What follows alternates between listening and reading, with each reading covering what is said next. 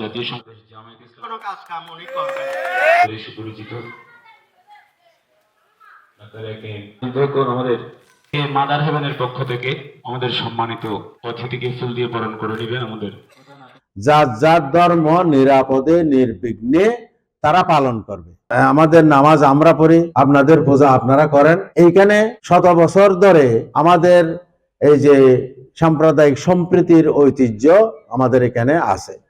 আরেকটা হচ্ছে কি, আমরা সব সময় আপনাদের পাশে থাকব এবং যে কোনো ধরনের বিপদে আপদে আমরা আপনাদের সাথে পাহারাদার হব। আমরা কখনোই কোনো মানুষের ক্ষতি করার ষড়যন্ত্র বা ইচ্ছা ইত্যাদি আমরা পোষণ করি না।